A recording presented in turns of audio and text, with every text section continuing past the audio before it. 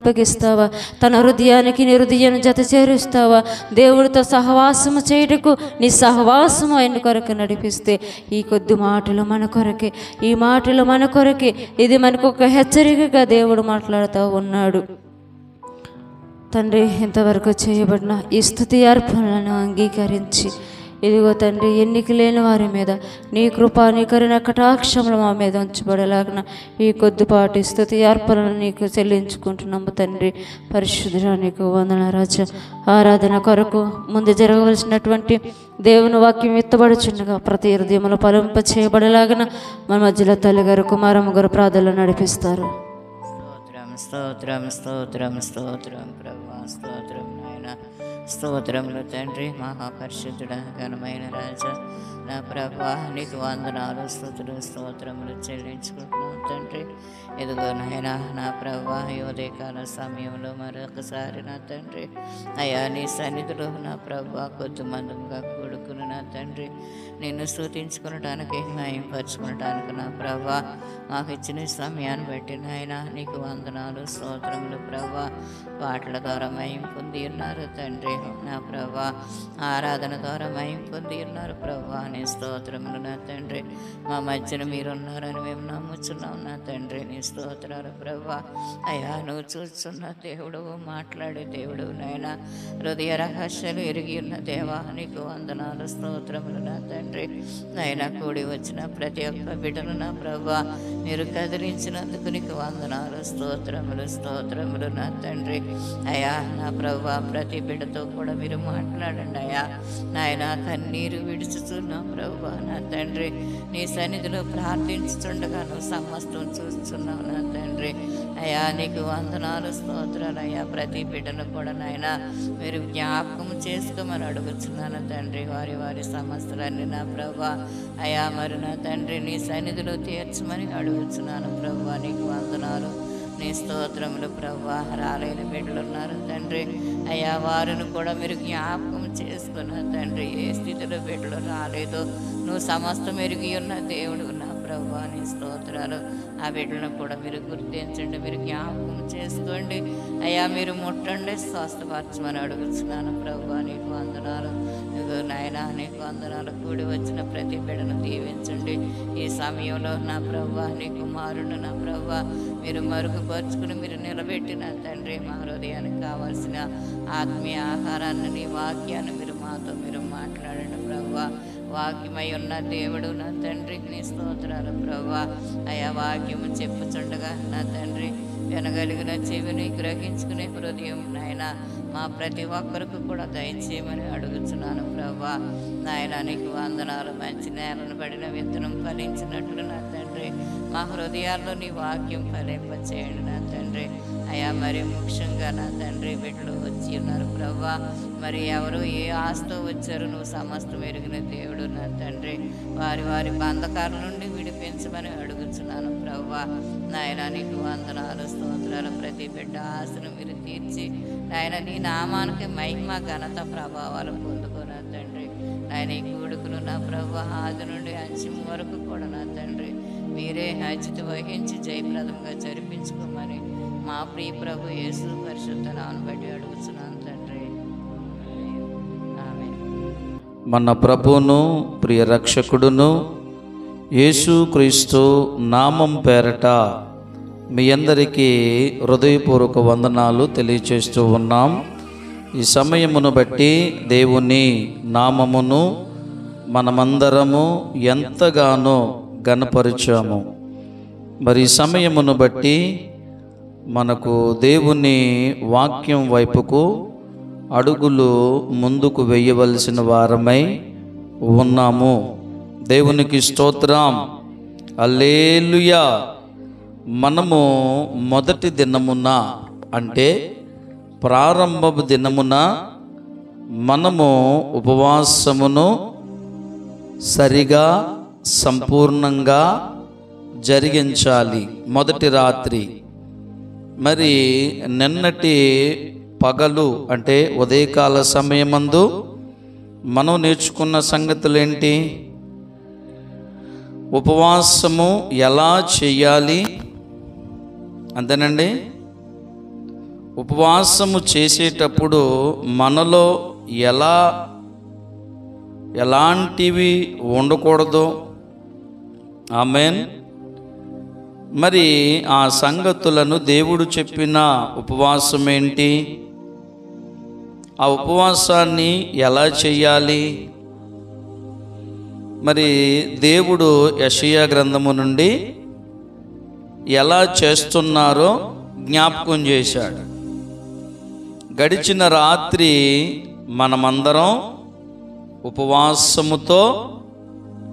ఉపవాసముండి ప్రార్థన చేసేటప్పుడు నవీన స్వభావము కలిగి ప్రార్థించాలి. ఆమేన్. హల్లెలూయా. యెషయా గ్రంథములో నుండి కొన్ని విషయాలను మనం గమనించాం. మరి ఈ దినమున దేవుని వాక్యములోనికి నడిపించబడదాం. ఆలస్యము చేయకుండా ఈరోజు మనము దేవుని వాక్యము ద్వారా ఉపవాసము యొక్క ప్రాముఖ్యత, దాని ప్రయోజనం. ఆమేన్. హల్లెలూయా. ఎందుకంటే చాలామందికి ఉపవాసం ఉండి ప్రార్థన చేయడానికి బద్ధకం. అసలు అందులో ఉన్నటువంటి రుచి ఎరిగితే, అందులో ఉన్నటువంటి ఆ మధురాన్ని గ్రహించగలిగితే, ఆమేన్. హల్లెలూయా. ప్రతి దినములో ఒక పూట ఉపవాసం ఉండి దేవునికి ప్రార్థన చేస్తూ ఉంటాం. ఆమేన్. హల్లెలూయా. అందుకే దేవుని వాక్యం అంటుంది, బాబు నాయనా, హలో మీకే ఏమన్నా తెలుసా, మీరు యెహోవాను రుచి చూచి. మరి అది సంగతే. అంటే ఇప్పుడు మనకు అర్థమవుతుంది ఏంటి, మనం రుచి చూసామా చూడలేదా? చూసాము, కానీ మన పరిస్థితులు మన నెత్తి మీద పడేసరికి బరువు అనిపించి ఆ రుచిని మర్చిపోయి, దాని నుంచి వచ్చే ప్రయోజనాన్ని మర్చిపోయి ఈ లోకంలో కొట్టిమిట్టాడుతూ ఉన్నాం. ఆమేన్. హల్లెలూయా. హల్లెలూయా. అందుకనే మనము సరైన రీతిలో రుచి చూడగలగాలి. చిన్నపిల్లలు, ఒక పిల్లవాడేమో ఒకలా తింటాడు, మరి ఒక పిల్లవాడేమో మరియోలా తింటాడు. కానీ ఏది ఏమైనప్పటికీ వారు తినేటటువంటి విధానము దేని కొరకు, ఏం ప్రయోజనం? వాడు బలం పొందుకోవాలి సరిగా తిండి తింటే. ఆమేన్. హల్లెలూయా. అందుకే ఉపవాసము యొక్క ప్రాముఖ్యతలో ఉపవాసము ఉండుట అనున్నది సరిగా మనము అర్థం చేసుకుంటే, ఆయనను మనము రుచి చూచినట్లయితే, ఆయన ద్వారా మనం చేసిన పనిని బట్టి మనకు ప్రయోజనకరంగా ఉంటుంది. ఆమేన్. హల్లెలూయా. రండి దేవుని వాక్యములోనికి వెళదాం. దేవుని వాక్యములోనికి వెళితే అక్కడ ఉపవాసమున్నారు, ప్రార్థన చేశారు, దానిని బట్టి వారు ప్రయోజనం పొందుకున్నారు, లాభం పొందుకున్నారు.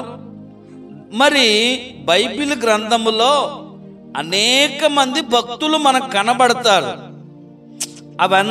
వాళ్ళందరి కొరకు ఎందుకు రాసించాడు ఆయన? ఈ యుగ సంబంధమందున్న మనకు బుద్ధి కలుగుటకై అన్నాడు. ఆమేన్. బుద్ధి తెలుసుకోవడానికి. ఎందుకంటే బుద్ధి లేదు, జ్ఞానం లేదు, అజ్ఞానులుగా బ్రతుకుతున్నామంతే. ఏమి తిందుమా, ఏమి తాగుదుమా, ఏమి కట్టుకుందుమా, ఏమి ధరించుదుమా, ఎలా బ్రతుకుదామా, ఇదే స్వభావం. ఇదే స్వభావం. అందుకని మనము సరిగా యెహోవాను రుచి చూచినట్లయితే, అర్థం చేసుకోగలిగితే, ఉపవాసము యొక్క శక్తి, ఉపవాసము యొక్క ప్రయోజనము, ఉపవాస ప్రార్థన చేయుటను బట్టి నీకు కలిగే మేలు తప్పకుండా నీకు జరుగుతుంది. ఆమేన్. హల్లెలూయా, హల్లెలూయా. ఇప్పుడు కేక్ తింటాం, అది తీగా ఉంటుందా సప్పగా ఉంటుందా? తీగా ఉంటుంది. లేదంటే ఒక లడ్డూ తింటాం, చేదుగా ఉంటుందా తీగా ఉంటుందా? తీయగానే ఉంటుంది.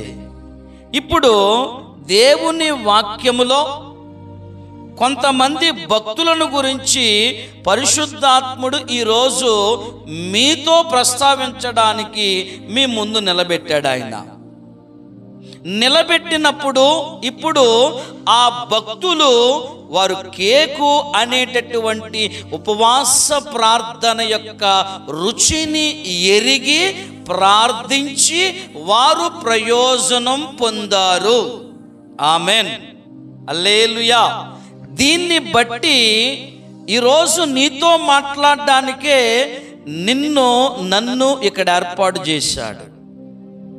నువ్వు ఇక్కడికి ప్రార్థనకి రావడానికి నీ ఆలోచన కాదు. ఈరోజు నీతో మాట్లాడాలనే నిన్ను ఇక్కడ వరకు నడిపించాడు. ఆమేన్, హల్లెలూయా. కొయిలుగూడెం నుండి వచ్చినా, అంకాలగూడెం నుండి వచ్చినా, లేవండి ఆ రేపల్లి వాడి నుంచి వచ్చినా, బోడుగూడెం నుండి వచ్చినా, ఎక్కడ నుండి వచ్చినా నీ ఉద్దేశంతో అయితే నువ్వు రాలేదు. ఆమేన్, హల్లెలూయా. నీ ఆలోచన బట్టి అయితే నువ్వు రాలేదు. పరిశుద్ధాత్ముడు నిన్ను ఇక్కడికి తన వాక్కు చేత నడిపించాడు. తన యొక్క శక్తిని నీ మీద కుమ్మరించడానికి ఆయన నీతో మాట్లాడడానికి తీసుకొచ్చి ఇక్కడ కూర్చోబెట్టాడు. ఆమేన్, హల్లెలూయా. సరేనండి, మమ్మల్ని తీసుకొచ్చాడు, రాని వారి పరిస్థితి అనే ప్రశ్న కూడా మీకు వస్తుంది. రాదు అని నేను అనుకోను. ఆమేన్. ఎందుకంటే చిన్నతనము నుంచి నేను మిమ్మల్ని చదువుతూ ఉన్నాను, నేను చూస్తూ ఉన్నాను. ఇక్కడ పెద్దవారు ఉన్నారు, వాళ్ళ కళ్ళ ముందే నేను పెరిగిన వాడిని. మీ ఆలోచన విధానము, మీ యొక్క పరిస్థితి ఎలాంటిదో నాకు తెలియదంటూ ఏమీ లేదు. ఆమేన్, హల్లెలూయా. మరి రాని వారిని వారితో మాట్లాడడానికి దేవుడు వారిని ఎందుకు పిలవలేదు? పిలవబడిన వారు అనేకులు, ఏర్పరచబడిన వారు కొందరే. ఆమేన్, హల్లెలూయా. నిన్ను పిలిచాడు, నువ్వు వచ్చావు. అలాగని అందరినీ పిలిచాడు. ఏవండి, ఒక్క మాట, దేవుడు పిలిచింది పక్కన పెడదాం. నీ సేవకుడు నీ గుమ్మాలోకి వచ్చి పిలిచాడా లేదా? పిలిచాడా లేదా? పిలిచిన పిలుపుకు లోబడుతున్నావా? నీ సేవకుడు పిలిస్తేనే నువ్వు పలకలేదు. నీ సేవకుడు పిలిస్తేనే నువ్వు ఉపవాసం ఉండడానికి, ఉపవాసముతో ప్రార్థించడానికి నువ్వు రాలేపోయావు. దేవుడు పిలుపు నీకెక్కడ వినబడుతుంది నీకు? ఇక దేవుడు నీతో ఎట్లా మాట్లాడతాడో, ఇక దేవుడు నీ జీవితంలో ప్రయోజనకరమైనది ఇంకా ఎలా చేస్తాడో ఒక్కసారి ఆలోచన చెయ్యండి. వచ్చిన వారు గొప్పవారని కాదు, రానివారని అనే కాదు, అందరిని గురించి దేవుని వాక్యము ఒకే కోణములో మాట్లాడుతుంది. రెండవ కోణము సేవకులతో మాట్లాడుతుంది.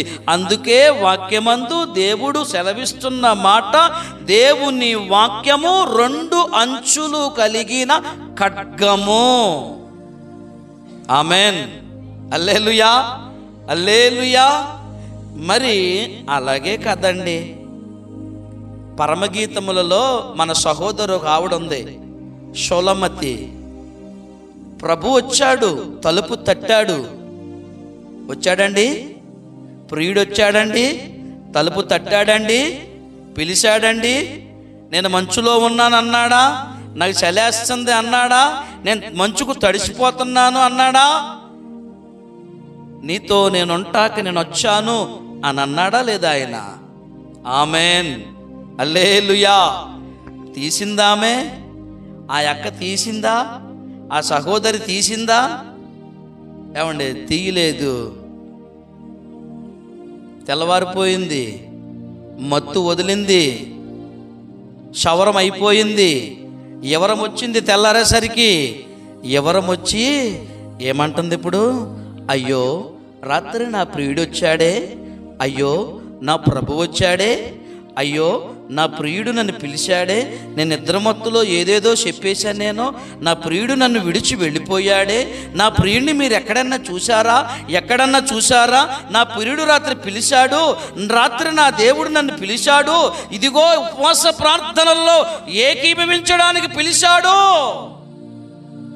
నేను పిలిపినలేదే, మర్చిపోయానే, గమనించుకోలేదే, అర్థం చేసుకోలేదే. వీధుల వెంబడి పరిగెడుతూ ఉంది, వీధుల వెంబడి పరిగెడుతుంది. ప్రియుడు వెళ్ళిపోయిన తర్వాత, ఏమండి, ఆయన వెళ్ళిపోయిన తర్వాత ఇప్పుడు ఈమె బయలుదేరింది. అమ్మగారు ఎక్కడికే? ప్రియుణ్ణి ఎత్తుక్కుంటాకే. అయ్యో నా ప్రియుడు వచ్చాడే, లబోదిబో అని గుండ్లు బాదుకుంటుంది. అందుకే దేవుని వాక్యం అంటుంది, ప్రభువా ప్రభువా ప్రభువా అంటే పరలోకానికి వెళ్ళాం. ఆమెన్, హల్లెలూయా. ఇప్పుడు ప్రియుడు దొరుకుతాడా? ఏమంటే ప్రియుడు దొరుకుతాడా? రాత్రి వచ్చినప్పుడు నిద్రపోయావా? రాత్రి వచ్చినప్పుడు నువ్వు పండుకున్నావు. రాత్రి ప్రియుడు వచ్చినప్పుడు నువ్వు ఎంత మత్తులో ఉన్నావంటే నీ కన్ను మిన్ను కనపడతలేదు నీకు. ఇక నిన్ను ఏమనాలి? ఆ ప్రియురాలు ఎవరు అంటే దేవుని సంఘం. ఆ ప్రియుడు ఎవరంటే మన కోసం ప్రాణం పెట్టిన మన రక్షకుడు, నా యేసయ్య, నీ యేసయ్య, మనందరి యేసయ్య. ఆమెన్, హల్లెలూయా, హల్లెలూయా. ఇప్పుడు ఏం చేస్తుంది? సంత వీధుల్లో పరిగెట్టింది. సంత వీధుల్లో ఎవరుంటారు? మోసగాండ్రు. సంత వీధుల్లో ఎవరుంటారు? అన్యాయము చేయువారు. సంత వీధులలో ఎవరుంటారు? వ్యభిచారులు. సంత వీధులలో ఎవరుంటారు? దొంగలు. సంత వీధుల్లో ఎవరుంటారు? దోచుకొని వారుంటారు. రాత్రి తలుపు తీసుంటే ఈ పరిస్థితి వచ్చి ఉండేది కాదు. ఆమెన్, హల్లెలూయా. ఇక నేను ఇంకా వాక్య భాగంలోకి వెళ్ళలేదండి. నేను ఇక వాక్య భాగంలోనికి అయితే ఇంకా వెళ్ళలేదు. మీకు అర్థం కావడం కోసం కొన్ని విషయాలను నేర్పిస్తున్నాను. ఇప్పుడు అంటుంది, నా ప్రియుడు ఎక్కడన్నా చూసారా? అమ్మా, నీ ప్రియుడు అంటున్నావు, ఓ మతిమాలిందానా, ఓ తింగరదానా, ఓ పిచ్చిదానా, నా ప్రియుడు అంటున్నావేంటి? నీ ప్రియుడు ఎలా ఉంటాడో? నా ప్రియుడు ధవళవర్ణుడు, రత్నవర్ణుడు, 10,000 మందిలో పోల్చదగినవాడు. అట్లాంటి వాడు ఇక్కడ ఎవడో లేడో. సంత వీధుల్లో తిరుగుతున్నావు. రాత్రి వచ్చినప్పుడు మానేశావు, తెల్లారి మత్తు వదిలిన తర్వాత సంత వీధుల్లో పడింది. అందుకే మన భాషలో ఒక సామెత వాడతాం, ఒరే నీకు సవరం అయ్యాక కానీ ఎవరో రాదురా నీకు. షొలమతికి ఏమైంది? ఇప్పుడు సవరం అయ్యిందా? ఇప్పుడు ఎవరం వచ్చిందా? అందుకు సంత వీధుల్లో పడింది. దోచుకుని వారు చూశారు, ఆ ప్రియురాలని దోచుకుని వారు చూశారు, మోసగాండ్రు చూశారు, అన్యాయస్తులు చూశారు. శత్రువైన సాతానుడు గర్జించు సింహము వలె తిరుగుట ఆ ప్రియురాలని చూశాడు. ఆమె పై వస్త్రాన్ని దోచేసుకున్నాడు. మీరు ఇంటికి వెళ్ళిన తర్వాత పరమగీతాన్ని చదవండి. ఆ పై వస్త్రాన్ని దోచేసుకున్నాడు. ఆ పై వస్త్రము అనున్నది రక్షణ వస్త్రము, కవచం. పోయింది. ఇంకేంటి? ఇంతకాలం నుంచి కాపాడుకున్నటువంటి నా యొక్క మాన మర్యాదలు ఈ పై వస్త్రం ఎప్పుడైతే దొంగిలించబడినదో అప్పుడే కుప్ప కుప్పకూలిపోయింది. ఇక ఏమండి, మనం పెళ్ళిళ్ళు చూస్తూ ఉంటాం కదా, పెళ్లి కూతుర్ని పెళ్లి కొడుకు దగ్గరికి ఆ యొక్క పెండ్యాలములోనికి ఎలా తీసుకెళ్తాం? ముసుగు వేస్తామా? దాన్ని మేలు ముసుగు అంటారు. ఆమెన్. ఆ ముసుగు వేయకుండా పెళ్లి కుమారుడు దగ్గరికి ఆ పెళ్లి కూతురు వెళ్ళింది అనుకోండి, చూసినోళ్ళు పెళ్లి కొడుకు ఏమనుకుంటాడో, దీనికి ఎంత గర్వం ఏంట్రా, దీనికి ముసుగు వేసుకుని కొంచెం కాపానా కొంచెమైనా సిగ్గుపడదేటి, రౌడీగాళ్ళలాగా. ఆమెన్, హల్లెలూయా. ఆ రక్షణ వస్త్రాన్ని కోల్పోయింది, దేవుడిచ్చిన రక్షణను కోల్పోయింది, దేవుడికి దూరం అయిపోయింది. ఆ పరిస్థితులు రాకూడదనే అమ్మా, ఆ పరిస్థితుల నుండి నువ్వు తప్పించబడాలని ఏ తెగులు నీ గుడారము మీదకి సమీపించనీయకుండా, ఏమండి, నీ కుడి ప్రక్కన ఎడమ ప్రక్కన ఎన్ని లక్షల మంది కూలిననో ఏ అపాయము నీకు రాకుండా తన భక్తులతో నీతో మాట్లాడుతున్నాడు ఈ పగలు సమయంలో. ఆమేన్, హల్లెలూయా. రండి, ఆ భక్తులు ఎవరెవరో చూద్దాం. ఆ భక్తులు ఏమేమి మాట్లాడుతున్నారో చూద్దాం. ఆ భక్తులు ఏం చేశారో చూద్దాం. ఆ భక్తులు ఎలా జీవించారో చూద్దాం. ఆ భక్తుల జీవితాల నుండి మనము నేర్చుకుందాం. 4 విషయాలు చూపిస్తాను మీకు, అంతే. 4 విషయాలు. అది అరగంటలో అయిపోతే ముగించేస్తాను, 2 గంటలకైతే ముగించేస్తాను. ఇంకంతే. వాక్యమైన తర్వాత ఇక మనం ఇక్కడ ఉండే పని లేదు, ఇంటికి వెళ్ళిపోదాం. ఇక రండి, మొదటిగా నెహెమ్యా ప్రార్థనలోనికి వెళదాం. రండి, నెహెమ్యా ప్రార్థనలోనికి వెళదాం. నెహెమ్యా గ్రంథము మొదటి అధ్యాయము, మొదటి అధ్యాయములో 4వ వచనాన్ని చదవండి. ఈ మాటలు వినినప్పుడు నేను కూర్చుండి ఏడ్చి కొన్ని దినములు దుఃఖముతో ఉపవాసముండి ఆకాశమందలి దేవుని ఎదుట విజ్ఞాపన చేసి తిని. ఆమెన్, హల్లెలూయా, హల్లెలూయా. ఎవరు చేస్తున్నారు ప్రార్థన? నేను అని అంటున్నాడు. అంటే నెహెమ్యా ప్రార్థన చేస్తున్నాడు. ఇక్కడ ఏ మాటలు విన్నాడు ఆయన? 3వ వచనంలోకి వెళ్ళాలి.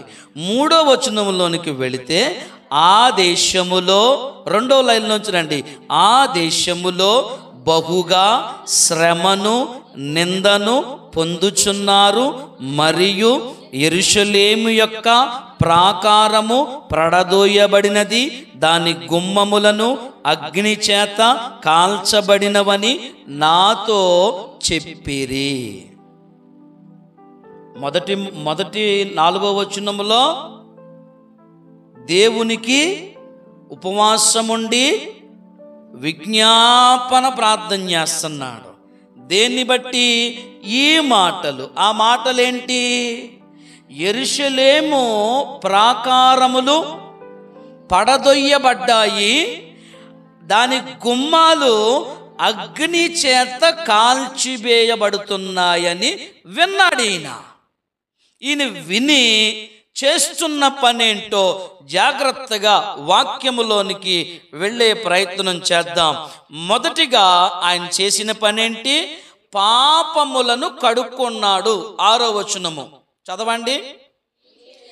నీవు నీ చెవియగ్గి, 3వ లైన్లోకి వచ్చేసేయండి. ఇశ్రాయేలీయుల పక్షముగా నేను చేయు ప్రార్థన అంగీకరించుము, నీకు విరోధముగా పాపము చేసి ఇశ్రాయేలీయుల కుమారుల దోషమును నేను ఒప్పుకొనుచున్నాను, నేనును నా తండ్రి ఇంటి వారును పాపము చేసి ఉన్నాము. ఆమెన్. హల్లెలూయా. మొదటిగా ప్రార్థన చేశాడు అని రాయబడుతుంది.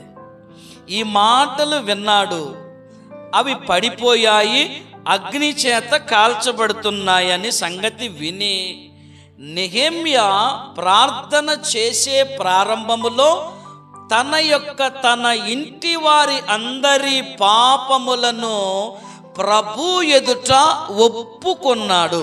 ఆమెన్. హల్లెలూయా. అందుకే సామెతల గ్రంథములో ఒక అద్భుతమైన మాట ఉంది, అతిక్రమములు దాచిపెట్టువాడు వర్ధిల్లడు. ఏంటే దాచిపెడితే దాగతో ఏదో రోజున బయటడిపోద్ది. ఆమెన్. హల్లెలూయా. దాన్ని ఒప్పుకుని ఏం చేయాలి?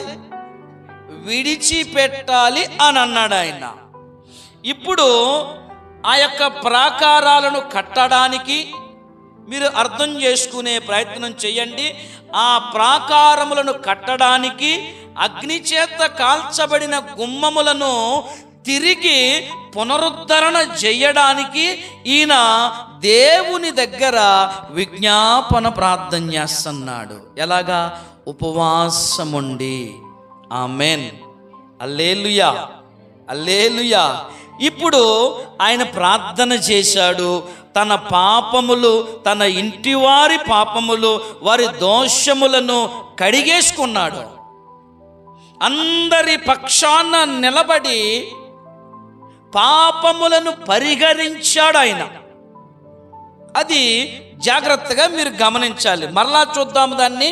ఇశ్రాయేలుల పక్షముగా నేను చేయు ప్రార్థన అంగీకరించుము. నీకు విరోధముగా పాపము చేసిన ఇశ్రాయేలు కుమారులు దోషమును నేను ఒప్పుకొనుచున్నాను.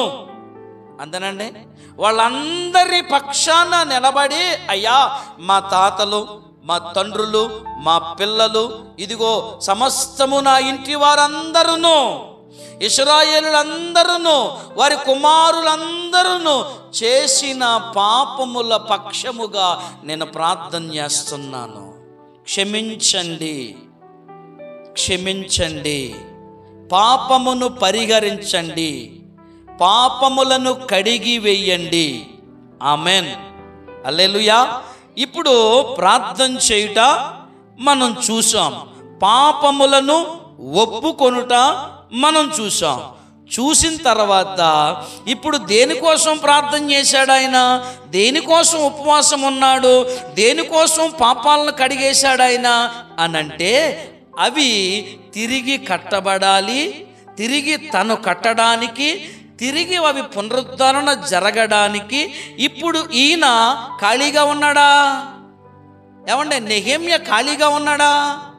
లేడు. ఆయన ఎక్కడున్నాడు? ఆయన రాజు దగ్గర గిన్నె అందించువాడుగా ఉన్నాడు.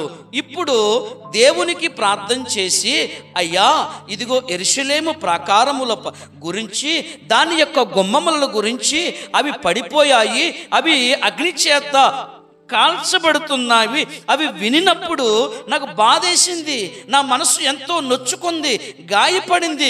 దాన్ని ఎలాగైనా తిరిగి కట్టే ప్రయత్నం చెయ్యాలి. అవి తిరిగి ఇదిగో పునరుద్ధరణ జరిగించడానికి నాకు సాయం చేయనాయనా అని ప్రార్థన చేశాడు. ఆమెన్. ఇప్పుడు నేనైతే ఖాళీగా లేనయ్యా, ఇప్పుడు నేను ఖాళీగా లేను. ఇదిగో నేను రాజు దగ్గరికి వెళ్తాను, రాజు నాకు సెలవివ్వాలి. 2వ అధ్యాయము 4వ వచనము. అప్పుడు రాజు, ఏమి కావాల్సి నీవు మనవి చేయుచున్నావు? 2వ వచనములో అంటాడు, నీ హృదయం దుఃఖము చేతనే అది కలిగినదని నాతో అన్నాడు. ఇప్పుడు అక్కడ అంటాడు చూడండి, ఇదిగో దుఃఖముతో లేకపోయినన్నా అని రాజుతో అంటిని. అప్పుడు రాజు, నీకేం కావాలి? ఎందుకు అలా విచారం కలిగి ఉన్నా? ఎందుకు అలా దుఃఖం కలిగి ఉన్నా? ఎందుకు అదో టైపులో మూడ్ ఆఫ్లో ఉన్నావేంటి నువ్వు? ఆమెన్. హల్లెలూయా. చూడండి అక్కడ రాయబడింది, ఎందుకు అలా ఉన్నావు? అప్పుడు రాజు, ఏమి కావలసి నీవు మనవి చేయుచున్నావు అనినప్పుడు, నేను ఆకాశమందలి దేవునికి ప్రార్థన చేసి రాజుతో నీ సముఖమందు నేను దయ పొందిన ఎడల నా పితరుల సమాధులుండు పట్టణమును తిరిగి కట్టునట్లుగా నన్ను పంపండి అని వేడుకొని మనవి చేసెను. ఆమెన్. హల్లెలూయా, హల్లెలూయా. ప్రార్థన చేశాడు మొదట దేవునికి, పాపాలు ఒప్పుకున్నాడు. ఏమండి, రాజు దగ్గరికి వెళ్ళాడు, దుఃఖముతో ఉన్నాడు, వేదనతో ఉన్నాడు, అంత హ్యాపీనెస్గా అయితే లేడు. రాజు ఆలోచన చేస్తున్నాడు, ఈడేంటి ఈ రోజు హ్యాపీగానే ఉండేవాడు, రోజు నవ్వుతూనే ఉండేవాడు, ఈ ఏళ్ళ నవ్వించట్లేదేంటి, అదో రకంగా ఉన్నాడేంటి, ఏమైంది నీకు అని అడిగాడు. దేవునికి స్తోత్రం. అయ్యా, ఇది పరిస్థితి, ఈ పరిస్థితిలో నేనున్నాను, దయచేసి మిమ్మల్ని వేడుకుంటున్నాను, నాకు సెలవు కావాలి. ఆమెన్. హల్లెలూయా. అందుకు రాజు సెలవిచ్చాడు అని రాయబడింది. చదవండి. అందుకు రాజు, రాణి తన యొద్ద ఎన్ని దినములు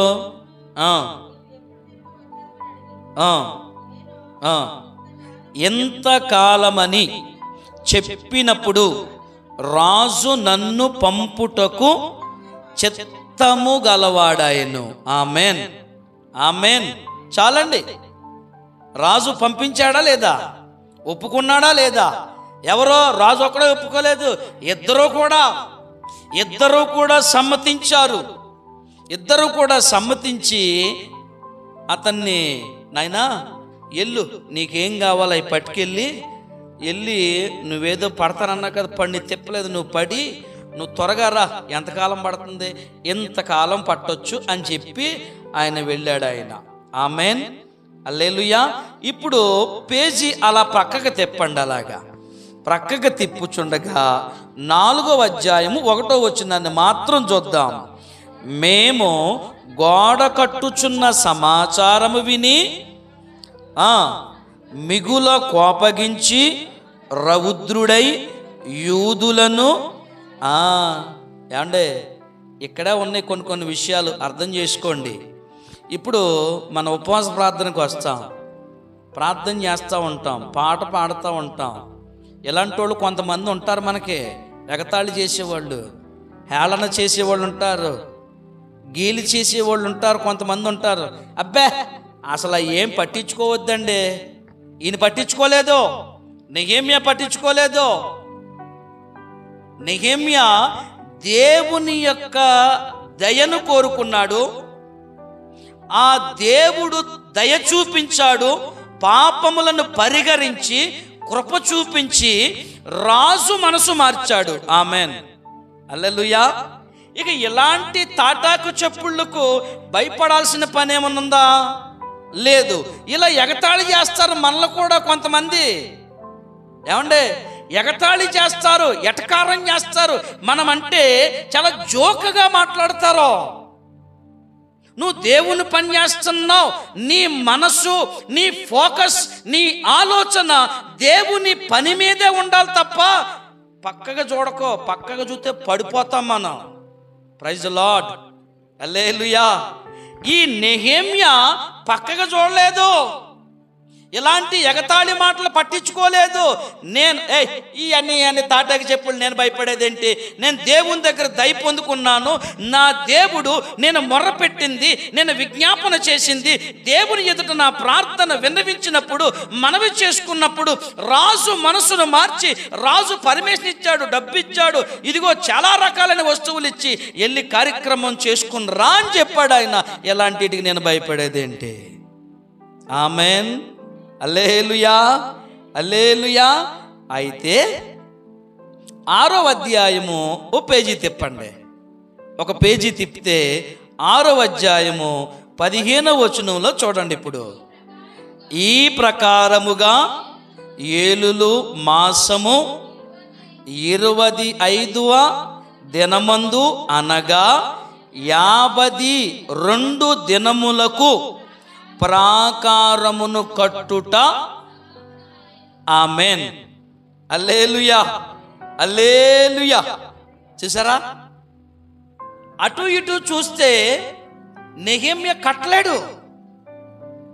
ఏమండి, ఎగతాళి చేశారు కదా, ఎటకారం చేశాడు కదా, ఇదిగో మేము ప్రార్థనకి వెళ్తున్నామని, ఇప్పుడు నేను ప్రార్థన చేస్తున్నానని, ఇలాంటి పట్టించుకుని ఉంటే నెహెమ్యా వల్ల కానే కాదు. అలాంటి వాటిని పట్టించుకోలేదు గనుకనే యెరూషలేమును గూర్చి విన్నాడు, దుఃఖముతో ఉపవాసముండి ప్రార్థన చేశాడు, తన కుటుంబీకుల యొక్క పాపములను ఒప్పుకున్నాడు. దేవునికి ప్రార్థన చేయడమును బట్టి రాజు మనస్సు మార్చుకున్నాడు, రాజు సెలవిచ్చాడు. ఈ యొక్క కార్యక్రమములో, ఈ వరవడిలో ఎన్నో మాటలు విన్నాడు, ఎగతాళి మాటలు పట్టించుకోలేదు. 52 రోజుల్లో ప్రాకారములను, దాని గుమ్మములను కట్టాడు. ఆమేన్, హల్లెలూయా. మరి అయితే నీవేంటి? నీ జీవితంలో అటు ఇటు చూస్తున్నావు అంతే. వాళ్ళ వైపు వీళ్ళ వైపు చూసి అక్కడే ఉండిపోతున్నావు. నువ్వెవరి వైపు చూడొద్దు. నెహెమ్యా నీతో నాతో అంటున్న మాట, నేను దేవుని దయ పొందాను, దేవుని దయను బట్టి, దేవునికి విజ్ఞాపన చేయుట బట్టి, నేను పూనుకున్న పనిని బట్టి రాజు మనసు మార్చాడు దేవుడు. రాజు నాకు కావలసింది ఇచ్చాడు. దాన్ని పట్టుకుని నేను యెరూషలేమును నిర్మించడానికి సిద్ధపడ్డాను. ఈ క్రమములో ఎన్నో మాటలు వచ్చాయి, పట్టించుకోలేదు. నేను దేవుని దయ పొందుకున్నానని దృఢ నిశ్చయతతో ఉన్నాను గనుక నా కార్యము, నేను పూనుకొనిన పనిని సఫలము చేశాడు. ఆమేన్, హల్లెలూయా, హల్లెలూయా. చూడండి, అక్కడ కొంచెం కిందకి వెళ్దాం. అయితే మా శత్రువులు ఈ సంగతి వినినప్పుడు, మా చుట్టూ నుండి అన్యజనులందరూ జరిగిన పని చూచినప్పుడు వారు బహుగా అధైర్యపడిరి. ఎలయనగా ఈ పని మా దేవుని వలన జరిగినదని వారు తెలుసుకొనిరి. ఆమేన్, హల్లెలూయా. ఎవరో ఏదో అన్నారని, ఎవరో నిన్ను ఎగతాళి చేశారని, నువ్వు చేసే ప్రార్థనను బట్టి, నువ్వు నడిచే నడవడికను బట్టి, నువ్వు జీవించే దాన్ని బట్టి వేలెత్తి చూపారనుకోండి, అది ఎగతాళే. ఆ ఎగతాళి చేస్తున్నారని నువ్వు అక్కడ బ్రేక్ అయిపోవద్దు. బ్రేక్ అయిపోతే నీ జీవితంలో నీవు ప్రయోజనం పొందలేవు. ఆమేన్, హల్లెలూయా. నువ్వేమీ పట్టించుకోకుండా, ఏమండి, ఇలాంటి మాటలు వినబడినప్పుడు నాకేమీ వినపడతా లేదు, నేను చెవిటోణ్ణి అన్న రీతిగా ప్రవర్తించి నీ భారమంతా దేవుని మీద మోపగలిగితే నీ చుట్టూ ఉన్న వారందరూ, ఏలెత్తి చూపిన వారందరూ, ఎగతాళి చేసిన వారందరూ, ఎటకారం చేసిన వారందరూ, నవ్విన వారు నీ ముందు తల వంచుకోబోతున్నారు. ఆమేన్, హల్లెలూయా. నవ్వినోళ్ళంతా తలదించుతాడు ఆయన. ఇప్పుడు అదే కదా చూసింది మనం. ఏమండి, నేనేమన్నా కల్పించింది ఏమన్నా ఉందా? నెహెమ్యా ప్రార్థనలో ఇలా చేశాడు, ఇలా చేయడాన్ని బట్టి ఈ ప్రయోజనం ఆయనకు వచ్చింది. మనం కూడా నెహెమ్యాని బట్టి మనం కూడా చేద్దాం. ఎవరి వైపు చూడొద్దు. ప్రార్థన అంటే ప్రార్థనే, వాక్యం అంటే వాక్యమే. ఎవరి కోసమో మనం చూడాల్సిన పని లేదు. చాలాసార్లు నాకు వినబడే మాట ఏంటంటే, ప్రార్థనకి వాళ్ళు రావట్లేదు, వీళ్ళు రావట్లేదు. వాళ్ళ గొడవ వీళ్ళ గొడవ మనకెందుకు? నీ గొడవ నువ్వు చూసుకుంటే మంచిది. అంతేనండి. మన గొడవ ఏంటి? మనం ప్రార్థనకు వచ్చామా, దేవుని సన్నిధిలో భయభక్తులు కలిగి ఎదిగామా, భయంతో భక్తితో బ్రతికామా, ఆయన యందు నమ్మకంగా ఉన్నామా, యథార్థంగా ఉన్నామా లేదా అనేది మన వరకు చూసుకుంటే ఇక ఉన్నవాళ్ళు సంగతి అంటారా, అది దేవుడు చూసుకుంటాడు. ఆమేన్, హల్లెలూయా. ఏమండి, రాని వారి గురించి మనం ఆలోచించాల్సిన పని లేదు. వారి గురించి మనం ఏం చెయ్యాలి? ప్రార్థన చెయ్యాలి. వారి గురించి ఎవరు ఆలోచిస్తారో, ఎవరు పట్టించుకుంటారో దేవుడు ఖాళీగా ఉంటాడా? ఆయన చూస్తాడు ఆయన. ఆమేన్, హల్లెలూయా. అందుకే ఇక్కడ నెహెమ్యా ఇవేమీ పట్టించుకోలేదిక. నేను దేవుడికి ప్రార్థన చేశాను, దేవుడు నాకు ఇచ్చేశాడు, వరం ఇచ్చేసాడాక నేను వెళ్ళిపోతాను, ఇప్పుడు రాజు దగ్గరికి వెళ్ళి సెలవు అడిగేస్తాను. దేవుడు ఈ లోపు నేను చేసిన ప్రార్థనను బట్టి ఇక రాజు మనసు మార్చేసి ఉంటాడు దేవుడు అని నమ్మకంతో, మనోవేదనతో ఇప్పుడు దాన్ని ఎలా కట్టాలి, ఇప్పుడు అక్కడ పరిస్థితి ఏంటి, అక్కడ ఏమున్నాయి, దానికి ఎంత డబ్బు అవుద్ది, దాని విధానం ఏంటి, దాని ఖర్చు ఏంటి, దాని పరిస్థితి ఏంటి, ఆలోచనతో మనోదుఃఖంతో ఉంటే ఆ పరిస్థితి అంతా రాజు విన్నాడు. విన్న తర్వాత, ఒరే బాబు, నువ్వు అలా దుఃఖముఖంతో ఉండొద్దు, నువ్వు అలా వరస్ట్ ఫేస్ పెట్టి నువ్వు ఇక్కడ ఉండొద్దు, కానీ వెళ్ళి ఆ పని చూసుకో, ఎంతకాలం పడుతుందో ఏంటో, ఆ పని చూసుకుని ఎప్పుడు వస్తావో త్వరగా వచ్చేసేయ్ అన్నాడు. ఆమేన్, హల్లెలూయా, హల్లెలూయా. చూసారా, నెహెమ్యా మనకేం నేర్పుతున్నాడు? దేవుని మీద ఆధారపడి, దేవుని వైపు చూస్తూ, అటు ఇటు చూడకుండా తన పూనుకున్న పనిని జయము వచ్చే వరకు, ఇక్కడ రాస్తున్నటువంటి మాటలో, శత్రువులు ఈ సంగతి విన్నారు, మా చుట్టూ ఉన్న అన్యజనులందరూ జరిగిన పనిని చూశారు. ఆమేన్, హల్లెలూయా. నువ్వు నిదానించి ఉండు, అలాగే పోరాటం చేయి, అలాగే ప్రార్థన చేయి, అలాగే విశ్వాసంగా ఉండు. నీ శత్రువులు చూస్తారు, నీ చుట్టూ ఉన్న అన్యజనులకు నీ విజయమును ఆయన చూపిస్తాడు. ప్రైజ్ ద లార్డ్, హల్లెలూయా, హల్లెలూయా. అది నెహెమ్యా చెప్పే మాట. సరే, ఇంకా మనం ఇంకొక వ్యక్తి దగ్గరికి వెళ్ళిపోదాం రండి. ఆలస్యం చేయకుండా ఇంకొక వ్యక్తిని గురించి మనం చూసే ప్రయత్నం చేద్దాం. నెహెమ్యా ముందు ఎజ్రా గ్రంథం ఉంది, రండి. ఎజ్రా గ్రంథమందు 8వ అధ్యాయములో దేవుని శక్తిని బట్టి, దేవునికి ప్రార్థించుటను బట్టి నెహెమ్యా రాజు దగ్గర సెలవు పొందుకోగలిగాడు. అక్కడ వరకు బాగానే ఉంది, సంతోషం. ఇప్పుడు మనం ఇక్కడ నేర్చుకోవలసిందేంటి? ఎజ్రా గ్రంథము నుండి 8వ అధ్యాయం ఉంది అమ్మ, 8వ అధ్యాయం. ఈ 8వ అధ్యాయములో 21వ వచనాన్ని చూడండి ఒకసారి జాగ్రత్తగా. అమ్మ, అందరూ తీశారా? 21, 22 కూడా చూడాలి. అప్పుడు దేవుని సన్నిధిని మమ్మును మేము దుఃఖపరుచుకుని మాకును మా చిన్నవారికిని మా ఆస్తికిని శుభ ప్రయాణము కలుగునట్లుగా ఆయనను వేడుకొనుటకు ఆహా నది దగ్గర ఉపవాసముండుడని ప్రకటించితిమి.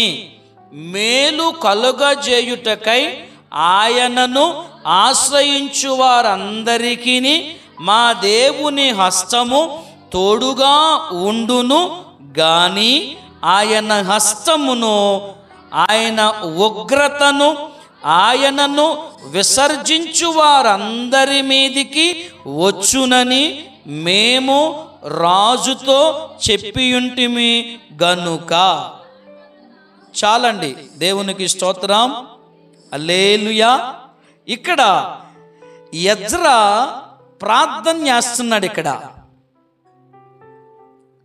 నా దేవుడు ప్రతి అవసరమును తీర్చును మహిమైశ్వర్యములో. నా దేవుడు ప్రతి అవసరమును తీర్చును మహిమైశ్వర్యములో. హల్లెలూయా, హల్లెలూయా. అందరూ వాక్యములోనికి వచ్చేద్దాం రండి.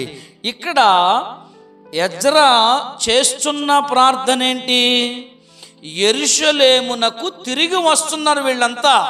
జాగ్రత్తగా వినాలి. యెరూషలేమునకు తిరిగి వచ్చే క్రమంలో, దేవా మేము యెరూషలేమునకు తిరిగి వెళ్ళుచున్నటువంటి క్రమములో, ఈ ప్రయాణములో ఇదిగో పిల్లలున్నారు, భార్యలున్నారు, ఇదిగో సమస్తము మాకు కలిగినది ఉంది. ఇదంతటిని బట్టి మాము ఈ రీతిగా ప్రార్థన చేయుటను బట్టి, ఈ రీతిగా ఉపవాసం ఉండి ప్రార్థన చేయుటను బట్టి, నేను నిన్ను వేడుకొనుట బట్టి మా ప్రయాణములో క్షేమం కావాలి, మా ప్రయాణములో భద్రత కావాలి, మా ప్రయాణములో కాపుదల కావాలి, మా అందరిలో యెరూషలేమునకు చేరు వరకు ఐక్యత కోల్పోకూడదు. ఆమెన్, హల్లెలూయా, హల్లెలూయా. అందుకని ఇక్కడ వారు చేస్తున్న ప్రార్థన చాలా అద్భుతంగా ఉంది, చాలా అద్భుతంగా ఉంది. మనం కూడా ఇలాగే ప్రార్థన చేస్తాం. అయ్యా మా ఆస్తికి, మాకును మా చిన్నవారికిని మా ఆస్తికి శుభం ప్రయాణము కలుగునట్లు ఆయనను ఆహా నది దగ్గర ఉపవాసం ఉండుడని అక్కడున్న వారికి ప్రకటించాము. ఆమెన్. అందరూ విన్నారు, దేవునికి స్తోత్రం. వాళ్ళు మనలాంటి మంచోళ్ళండి. మనం ఎలాగైతే మాట వెంటనే వింటామో వాళ్ళు కూడా అంతే విన్నారు. ఆమెన్. విని ఉపవాసం ఉండి ప్రార్థన చేస్తున్నారు. అక్కడ ప్రార్థన చేసే క్రమంలో జరిగిన సన్నివేశం చూడండి. అయ్యా మేము చేస్తున్న ప్రార్థనను బట్టి నీ హస్తము మాకు తోడుగా ఉండాలి, నీ కృప మాకు తోడుగా ఉండాలి, నీ కాపుదల మాకు తోడుగా ఉండాలి. ఇదిగో ఈ ప్రయాణంలో ఏ ప్రమాదం రానివద్దు. ఇదిగో మేము యెరూషలేము వెళ్ళే వరకు ఇదిగో మాలో ఎలాంటి గొడవలు రానివద్దు. తప్పుగా ఏమైనా ప్రార్థన చేశాడు ఆయన? దేవునికి స్తోత్రం. ప్రార్థన చేసి నీ హస్తము మాకు తోడుగా ఉండాలి. అలాగే ఆయన హస్తమును ఆయన ఉగ్రతను ఆయన విసర్జించు వారందరి మీదకి వస్తాది అని చెప్తున్నాడు. ఇదిగో ఒకవేళ మా గుంపు ఉందిగా, మా జనాంగం ఉందిగా, ఇదిగో మాకు కలిగిన సమస్తం ఉంది కదా, ఎవరైతే నిన్ను విసర్జిస్తారో, ఎవరైతే నిన్ను పక్కన పెడతారో, ఎవరైతే నీ గురించి పట్టించుకోరో, ఎవరైతే నిన్ను గురించి ఇదిగో అసలు పట్టించుకోరో నీ ఉగ్రత వస్తుంది. ఇది నా మాట కాదు.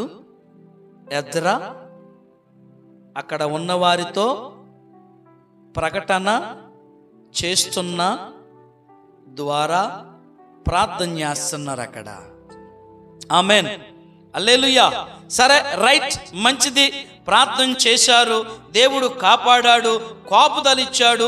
ప్రయాణములో కాపుదల, ఐక్యతలో భద్రత, ఐక్యతలో బలపరిచాడు. మంచిది. అక్కడ వరకు బాగానే ఉంది. ఇప్పుడు దేవుడు వారి జీవితంలో చేసిన పనిని బట్టి వాళ్ళు ఒక మంచి పని చేశారు. చదువుతారా మీరు? దేవునికి స్తోత్రం, హల్లెలూయా. మీరు చదువుతా సిద్ధంగా ఉన్నారా?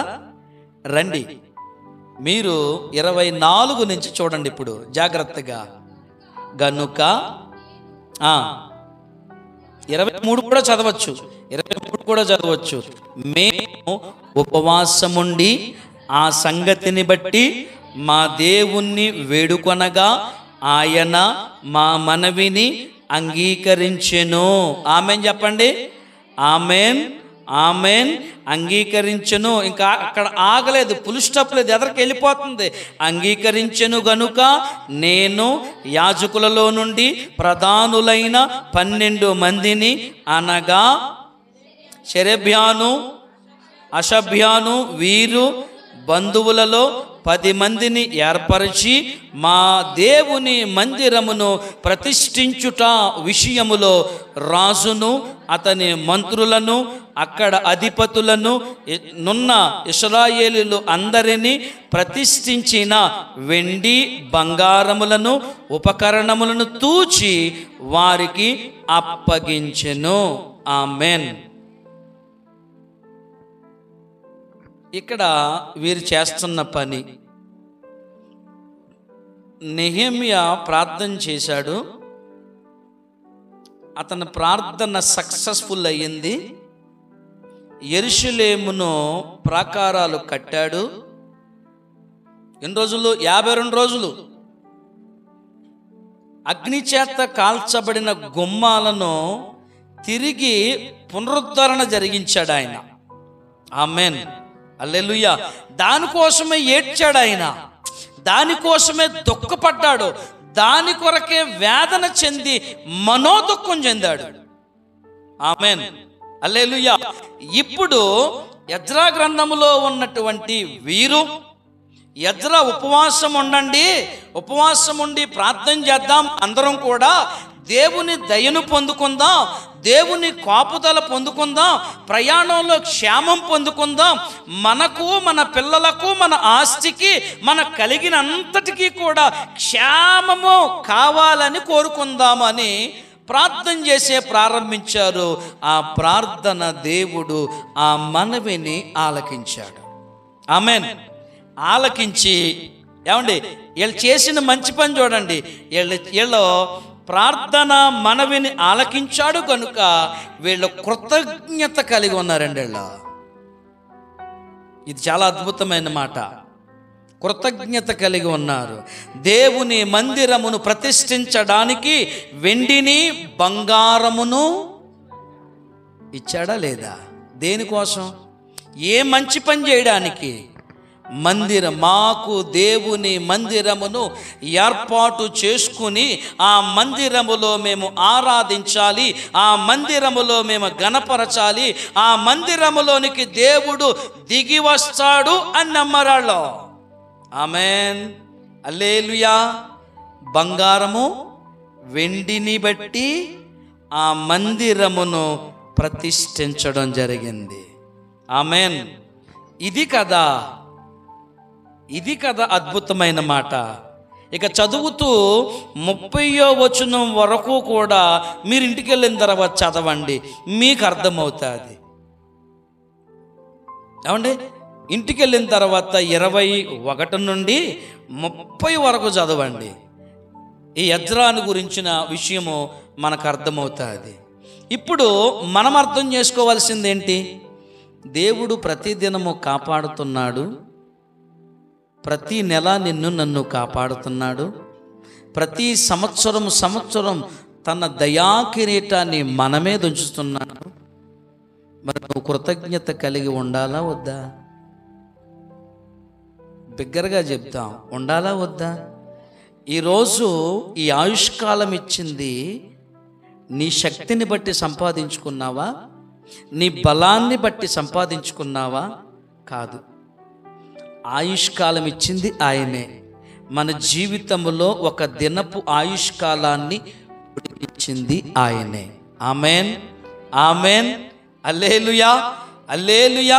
ఇప్పుడు మనం ఆయనకి ఏమి ఇవ్వాలి? ఇప్పుడు ఎజ్రా అయితే ఏం చెప్తున్నాడు? బాబు, ఇదిగో మీకు నేను చెప్పే మాట ఒక్కటే, ఇదిగో మాకు దేవుడు కాపుదల ఇచ్చాడు, క్షేమం ఇచ్చాడు, అన్ని విషయాలలో మా వెనువెంటే ఉన్నాడు కనుక మేము మా దేవుణ్ణి వదిలిపెట్టము, ఆ దేవుడు మాకు కావాలి, అందుకే మేము దేవుని మందిరమును ప్రతిష్ఠించడానికి మా బంగారం వెండి మాకు అవసరం లేదు, కానీ మేము దేవుని మందిరము కొరకు ఇదిగో కానుకలిస్తున్నాం. ఆమేన్, హల్లెలూయా. ఒక్క మాట అడుగుతున్నా, దేవుడు నిన్ను దీవించిన కొలది, దేవుడు నిన్ను ఆశీర్వదించిన కొలది, దేవుడు నీకు క్షేమం ఇచ్చిన కొలది నువ్వు దేవునికి ఏమివ్వగలుగుతున్నావు? నువ్వు దేవునికి ఏమిచ్చి మహిమపరుస్తున్నావు? నేను మిమ్మల్ని కానుకల గురించి అడగట్లేదు ఇక్కడ, మీరు ఇవ్వండి అని నేను అనడం లేదు. ఎజ్రా చేసిన పని మీ ముందు పెడుతున్నాను నేను. అలా చేశారు గనుకనే దీవించబడిన భక్తులుగా ఉన్నారు. అలా నమ్మకముగా ఉన్నారు గనుకనే ఇదిగో పరిశుద్ధ గ్రంథమందు భక్తులుగా రాయబడ్డారు వాళ్ళు. హల్లెలూయా, హల్లెలూయా, హల్లెలూయా. దేవుని మందిరానికి వస్తాం, చెప్తున్నాను అర్థం చేసుకోండి. దేవుని మందిరానికి వస్తాం, మనము మన హృదయాన్ని దేవునికిచ్చి, మన కలిగిన దానిని దేవునికిచ్చి దేవుణ్ణి మహిమపరచాలి. ఆమేన్, హల్లెలూయా.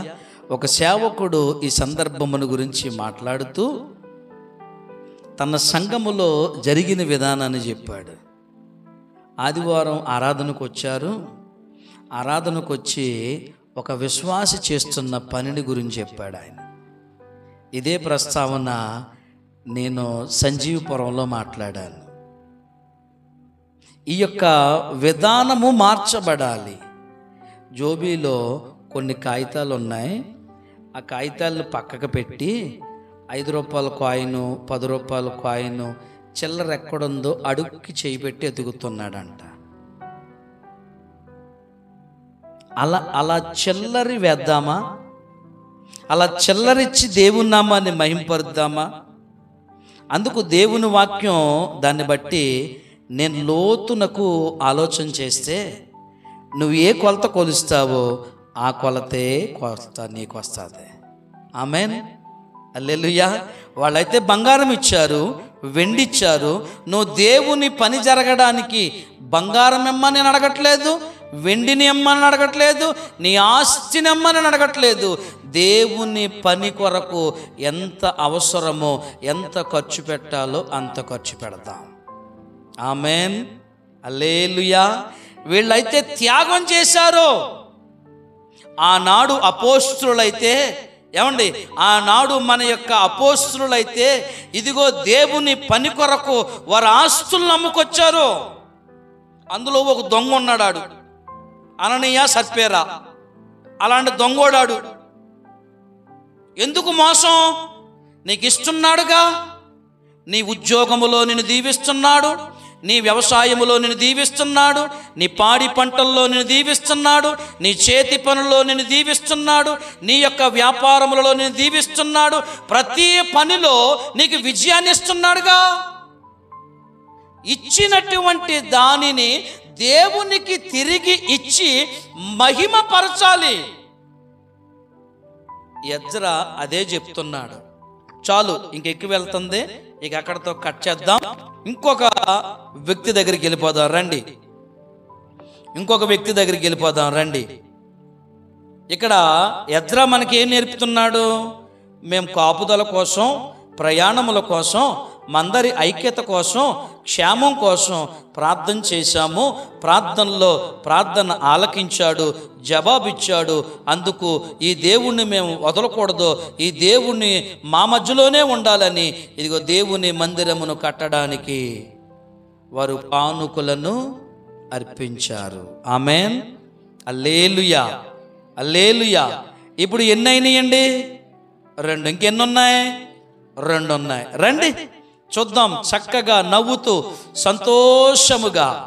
ఇప్పుడు రాత్రి కొంతవరకే విన్నాం మనం అన్నా గురించి. ఇప్పుడు చూద్దాం రండి. నేను కొన్ని విషయాలు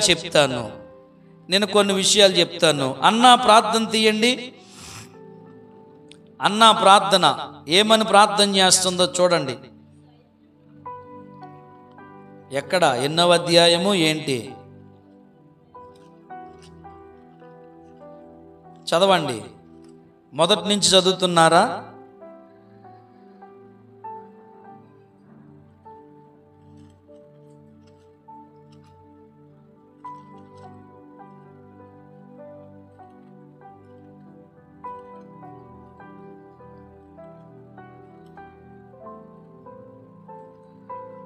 చూడండి, 1 సమూయేలు గ్రంథము 1వ అధ్యాయం. నాకు కావాల్సింది 1వ అధ్యాయం.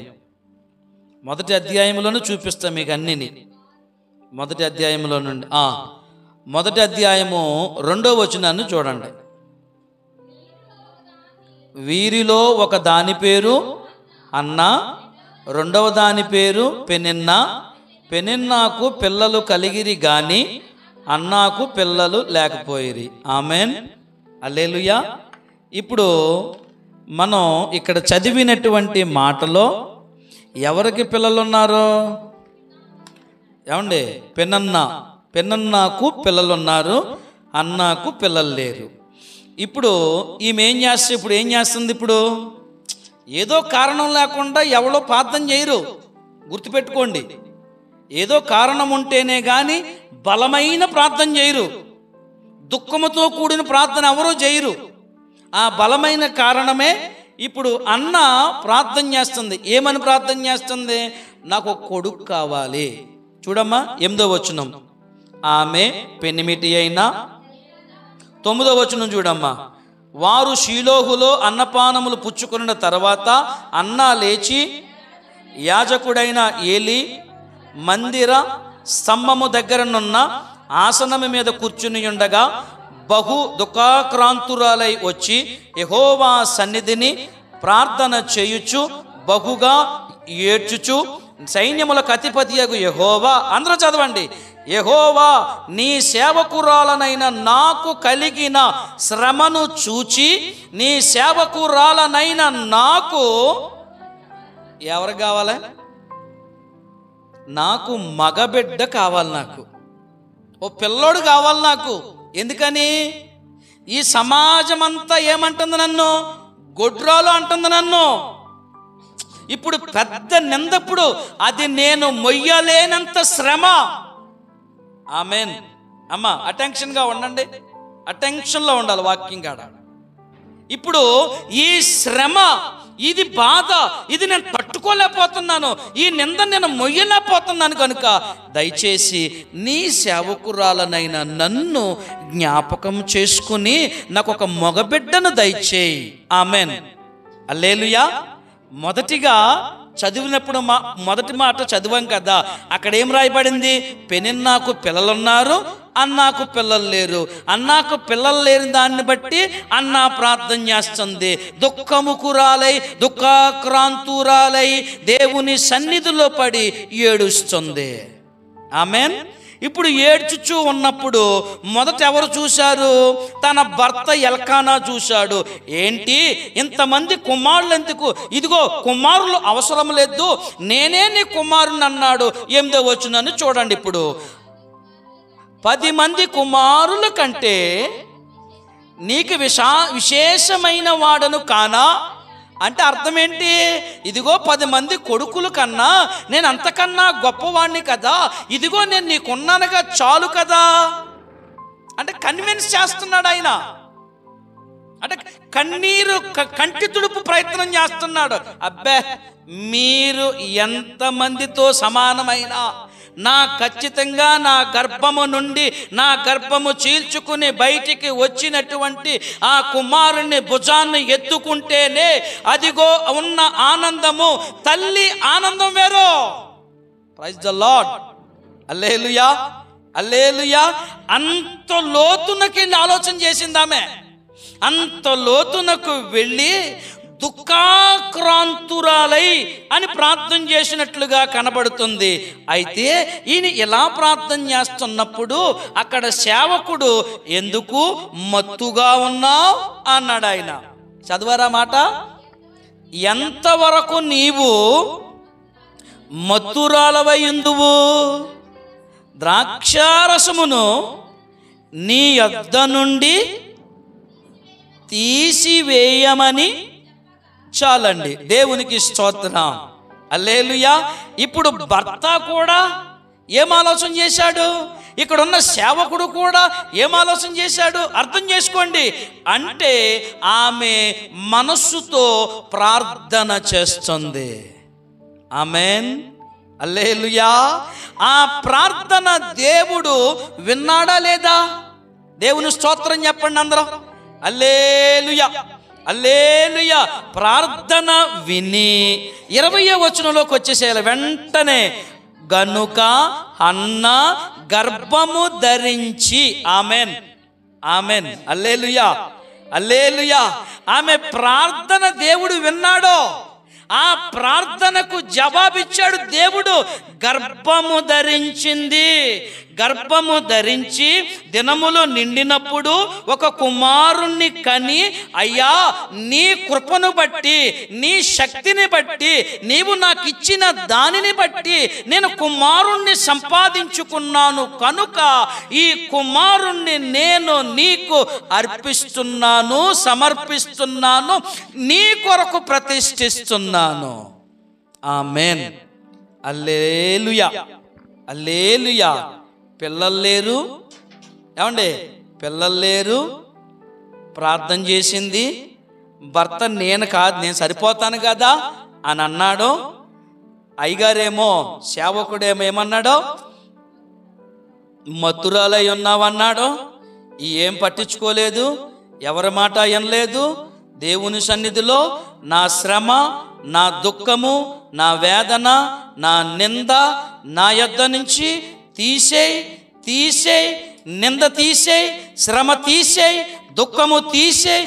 బహు దుఃఖాక్రాంతురాలై ప్రార్థన చేసింది. ఆమెన్, హల్లెలూయా.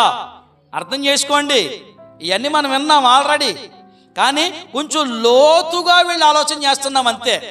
మొన్నటి వరకు అయితే, అప్పటి వరకు వారిని ఎతికాం మనం అన్నిని. ఇప్పుడు మనం ఏం చేస్తున్నాం?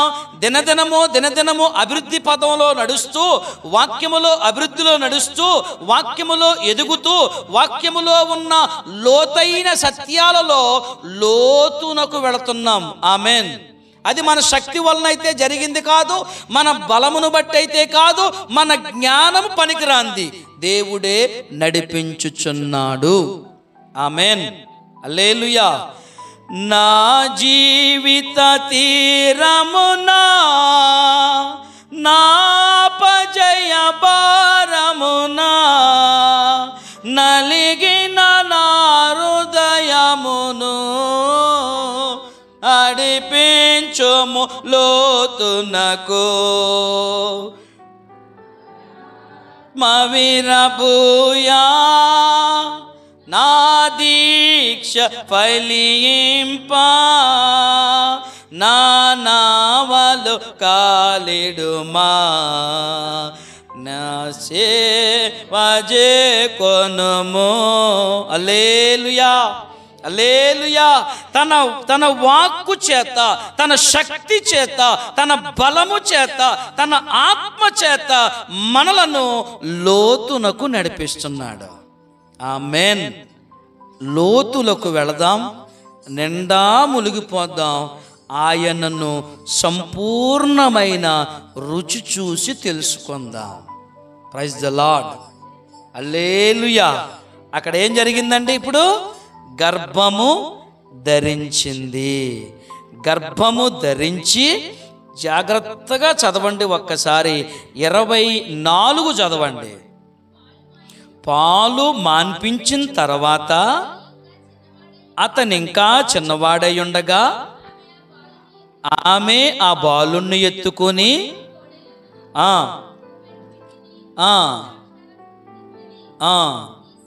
తీసుకుని షిలోహులోని మందిరమునకు వచ్చెను.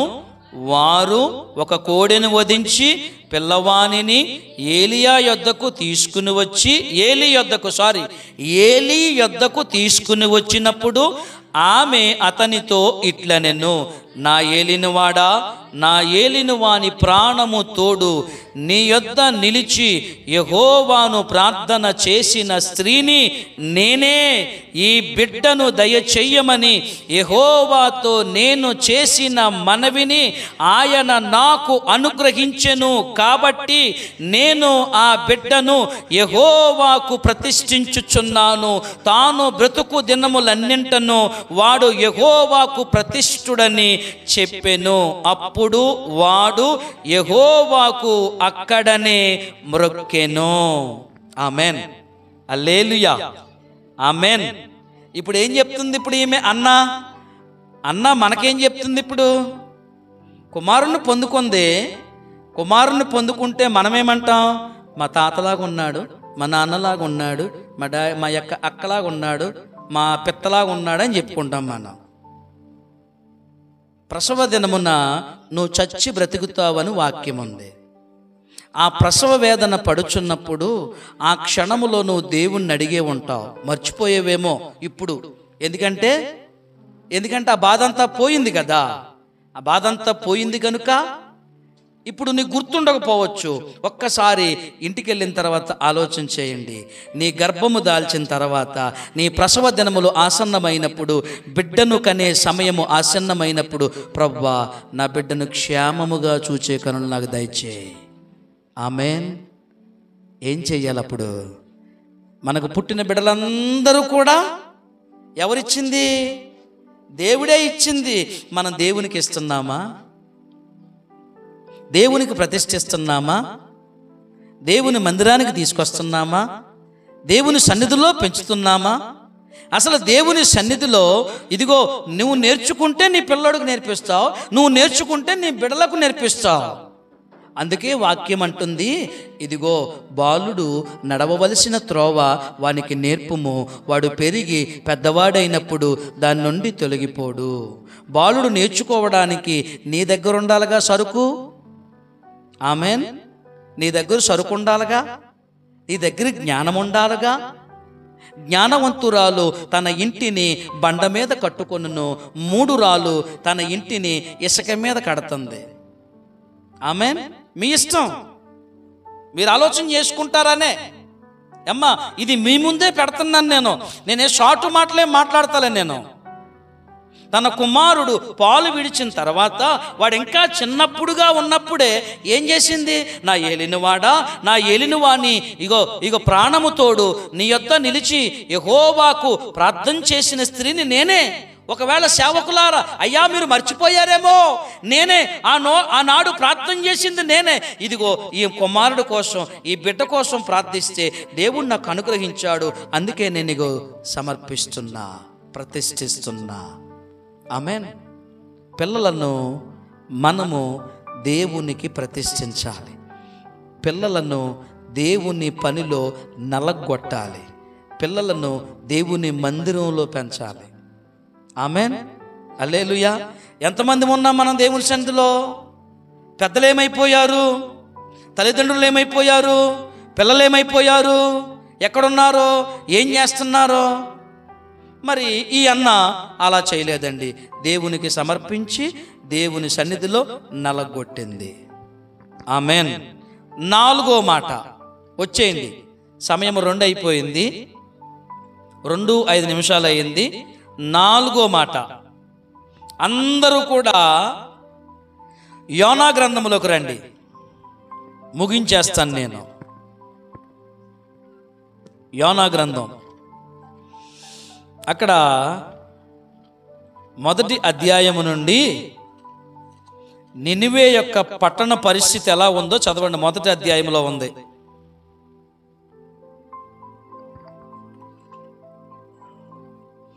అక్కడ నినివే పట్టణస్థుల దోషము నా దృష్టికి ఘోరమాయను గనుక నీవు లేచి నినివే మహాపట్టణమునకు పోయి దాని దుర్గతి కలుగునని ప్రకటించుము. ఆమేన్. ఇప్పుడు ఆయన చెప్పాడు, ఈ మధ్యలో ఆయన దారి తప్పాడు. ఏమండి, ఈ మధ్యలో ఆయన దారి తప్పాడు. ఆ దారి తప్పిన దాన్ని మనం పక్కకు పెట్టేసి ఆ దుర్గతిని బట్టి ఈ నినివే ప్రజలు ఏం చేశారో చూద్దాం. 3వ అధ్యాయము 5వ వచనం నుంచి చూడమ్మా. దేవుని యందు 3:5 ఓకే చదవండి. దేవుని యందు విశ్వాసముంచి ఉపవాస దినము చాటించి గనులేమి అల్పులేమి అందరూ గోనె పట్ట కట్టుకొనిరి. ఆగండి. నినివే పట్టణము చెడ్డగా ఉంది, చెడ్డ పనులు చేస్తుంది, పాపం చేస్తుంది, దుర్మార్గం చేస్తుంది. దేవుడు చూసి ఏమండి, దేవుడు చూసి చూసి చూసి చూసి ఎక్స్క్యూజ్ చేసి చేసి చేసి ఏమన్నాడంటే, నినివే పట్టణమా, ఇక నీ పట్టణమును నేను దెబ్బకు లేపేస్తున్నాను, చూసుకో. ఇక వార్నింగ్ ఇచ్చాడండి ఆయన. ఇదిగో నేను వార్నింగ్ ఇస్తున్నానని వెళ్ళి నువ్వు వారికి ప్రకటించు అన్నాడు ఈ అయ్యగారిని. ఈ అయ్యగారు ఏం చేశారు, అక్కడికి వెళ్తే వాళ్ళ చంపేస్తారా బాబు, అక్కడికి ఎందుకులే కానీ ఇటు పోదాం, తర్షీషుకు పోదామని ఈయన వెళ్ళాడు. ఈయన కూడా ఎవరం వచ్చేలాగా చేశాడు దేవుడు. ఆమెన్, హల్లెలూయా. ఆఖరికి ఎక్కడ తీసుకొచ్చి కక్కిచ్చాడు చేపనే, నినివే పట్టణ ఒడ్డుకు తీసుకొచ్చి కక్కిచ్చాడు. అక్కడ అలా ఉంటుంది దేవుడితో పెట్టుకుంటే. ఇప్పుడు వాళ్ళందరూ కూడా చాటింపు వేయించిన తర్వాత ప్రకటన చేశాక ఏమని చూడండి ఒకసారి, 4వ వచనం. యోనా ఆ పట్టణములో ఒక దిన ప్రయాణమంత దూరము సంచరించుచు ఇక 40 దినములకు నినివే పట్టణము నాశనమగునని ప్రకటన చెయ్యగా వాళ్ళందరూ కూడా అది వినేసరికి ఒక్కసారి డంగైపోయారు. అయ్య బాబోయ్, లేనిపోని కష్టం వచ్చేసింది ఏంటి ఇప్పుడు? ఏదో మేము బాగా బతుకుతున్నాం అనుకున్నాం కానీ, ఏదో బాగా జీవించేస్తున్నాం అనుకున్నాం కానీ, మేము బాగా కష్టపడి బతుకుతున్నాం కదా, మా బతుకేదో మేము బతుకుతున్నాం కదా అంటే ఈ దేవుడు కోపం వచ్చిందేంటి? అయ్యో, అంటే దేవుడికి ఆయాసకరమైనది ఏదో మాలో ఉంది, దేవుడికి తప్పిదం ఏదో చూశాడు, మీకు మాలో నచ్చంది ఏదో ఉంది, దాన్ని సరి చేసుకోవాలని వాళ్ళందరూ ఇప్పుడు ఏం చేస్తున్నారు తెలుసా? ఏం చేస్తున్నారు? నినివే పట్టణపు వారు ఈ సంగతిని విని దేవుని యందు విశ్వాసముంచి ఉపవాస దినము చాటించి అల్పులు గనులు. ఏమండే, డబ్బున్నవాళ్ళు లేదు, డబ్బు లేనోళ్ళు లేడు, అందరూ ఏమండే, అందరూ సిద్ధపడ్డారా లేదా? మరి ఇప్పుడు నేను మాట్లాడుతున్నాను, ఇదిగో ఉపవాస దినాలు కదా, ఒక రోజైనా దేవుని పని చేయడానికి నీ పనులు మానుకున్నావా? అయ్య తప్పండి. ఎలాగండి? చూడండి, ఇక్కడ రాయబడుతుంది, అన్నీ మూసేశారు, దుకాణాలన్నీ మూసేశారు, షాపులన్నీ మూసేశారు, వ్యాపార కేంద్రాలన్నీ మూసేశారు. అందరూ నోరు మూసుకుని గోనె బట్ట కట్టుకుని, దేవా మా పట్టణాన్ని కాపాడు, దేవా మా దేశాన్ని కాపాడు, దేవా మా రాజ్యాన్ని కాపాడు, దేవా మా పట్టణ ప్రజలను కాపాడని గోనె బట్టల్లో దొర్లి దొర్లి ఏడ్చి ప్రార్థన చేస్తున్నారు. చదవండి అమ్మా, చదవండి, అందులో ఉంది. ఆ సంగతి నినివే రాజునకు వినబడినప్పుడు అతడును అతని సింహాసనము మీద నుండి దిగి రాజవస్త్రములు తీసివేసి గోనె పట్ట కట్టుకుని బూడిదలో కూర్చుండెను. రాజు కూడా దిగొచ్చాడు. నువ్వు గొప్పోడువా? ఏమయ్యా, నువ్వేనా గొప్పోడువా?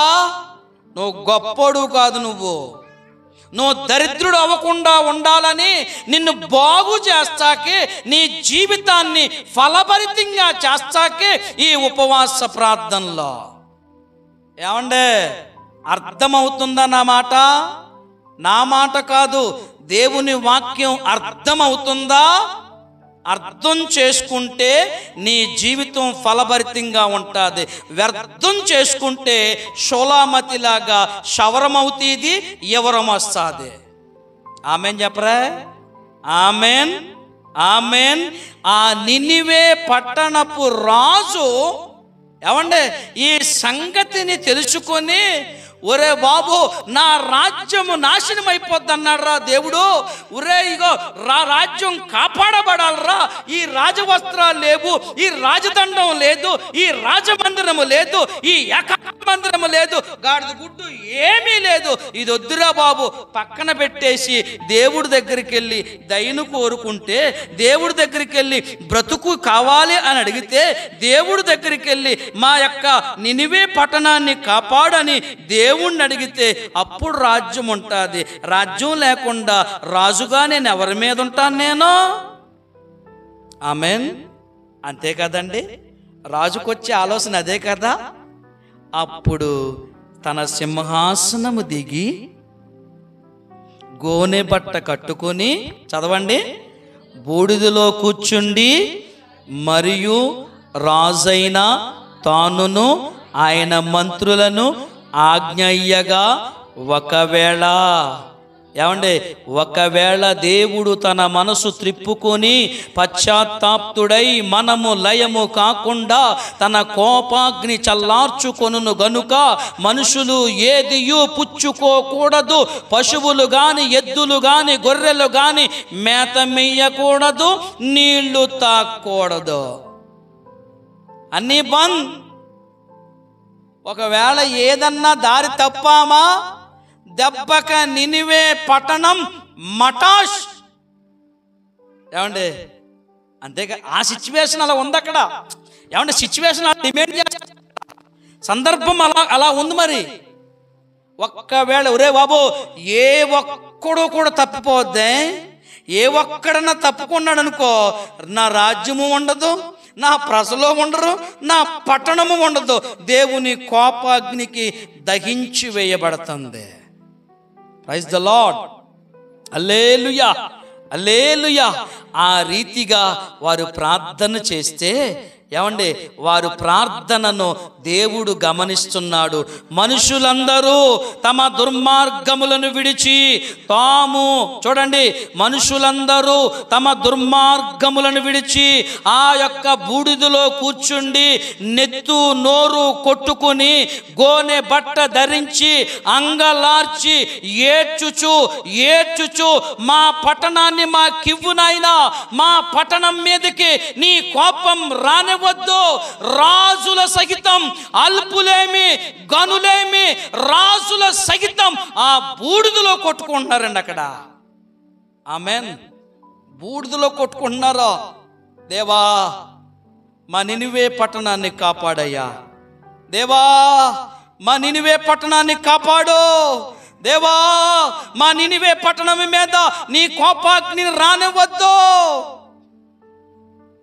ఎండలు పొరపాటు చేశారు, అయ్యో మేము దేవుని ఎదుట ఏదో పొరపాటు చేశాం కనుకనే దేవుడు కోపం వచ్చింది అని అర్థమైంది. వాళ్ళకే అర్థమైంది. అక్కడ చూడండి, తమ దుర్మార్గములను విడిచి తాము చేయు బలత్కారమును మానివేయవలనని మనుషులేమి పశువులనేమి సమస్తమును గోనె బట్ట కట్టుకోండి. జనులు మనస్పూర్వకముగా దేవుణ్ణి వేడుకొనవలెనని దూతలు నినివే పట్టణములో చాటించి ప్రకటన చేసిరి. ఈ నినివే వారు తమ నడతలను మానుకొని వారు చేయుచున్న క్రియలను దేవుడు చూచి పశ్చాత్తాప్తుడై వారికి చేయుదునని తాను మాట ఇచ్చిన కీడు చెయ్యక మానెను. ఆమెన్. దేవునికే మహిమ, దేవునికే ఘనత. దేవుని కోపము చల్లారునుగాక, దేవుని ఉగ్రత నుండి తప్పించుకొందుముగాక, దేవుని కాపుదల పొందుకొందుముగాక, దేవుని యొక్క సన్నిధిలో ఎదుగుదుముగాక. Praise the lord. అయిపోయినాయి 4 విషయాలు. ఒకటి ఎవరో, మొదటిగా ఎవరండి? నెహెమ్యా. రెండవదిగా ఎవరో? ఎజ్రా. మూడవదిగా ఎవరో? అన్న. నాలుగవదిగా ఎవరో? నినివే పట్టణ ప్రజలు. ఆమెన్. నెహెమ్యా ప్రార్థన చేస్తే ప్రాకారాలను కట్టాడు. ఏమండి? గుమ్మాలను తిరిగి పునరుద్ధరించాడు. నెహెమ్యా ప్రార్థన బట్టి నీ జీవితంలో పడిపోయిన ప్రాకారాలను కట్టుకోండి, మరలా పాడైపోయినటువంటి గుమ్మాలు ఏమైనా ఉంటే వాటిని మరలా తిరిగి పునరుద్ధరణ చేసుకుని దేవునిలో మమేకమవ్వండి. ఆమెన్. రెండవదిగా ఎవరో? ఎజ్రా. దేవుని కాపుదల కోరుకోండి, దేవుని సన్నిధి మీతో ఉండాలని కోరుకోండి. దేవుడు దీవించిన కొలది, ఆశీర్వదించిన కొలది దేవునికి మనము ఇచ్చి సంతోషపెట్టేవారిగా ఉందురుగాక. ఆమెన్. మూడవదిగా ఎవరో? అన్న తన ప్రార్థనలో తన మీద ఉన్న శ్రమ, తన మీద ఉన్న దుఃఖము, తన మీదనున్న నిందను తొలగిపోవడానికి పట్టుదలగా ప్రార్థన చేసింది. దేవుడు ఆ ప్రార్థన విన్నాడు. ఆ ప్రార్థనను బట్టి మీరు పట్టుదల కలిగి ప్రార్థన చేయండి. దేవుని సన్నిధిలో ఏమండి, అక్కడ దేవుని సన్నిధిలో అలాంటి ప్రార్థన మీరు చేసుకోండి. ఆ ప్రార్థన దేవుడు వింటాడు.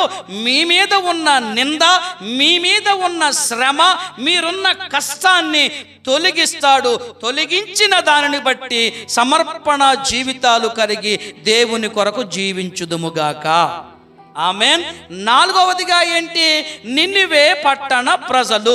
నినివే పట్టణ ప్రజలను గురించి మనకు చెప్పే పాఠం ఏంటంటే, మనలో ఉన్న దుర్మార్గతలను విడిచిపెడదాం, దేవుని సన్నిధిలో ఉందాం, దేవుని యొక్క కోపాగ్నికి దూరంగా ఉంటూ, దేవుని యొక్క సన్నిధికి దగ్గరగా ఉంటూ, దేవుని యొక్క ప్రసన్నతలో ఉంటూ, ఆయన విశ్వాసములో ఎదుగుతూ, ఆయన కోపము మన మీదకి రాకుండా ఆ పరిస్థితుల నుంచి తప్పించుకొని సిరి సంపదలతో, ఐరారోగ్యాలతో, సుఖ సంతోషాలతో, భోగభాగ్యములతో దేవుని సన్నిధిలో తల ఎత్తుకునే వారిగా ఎదుగుదుముగాక.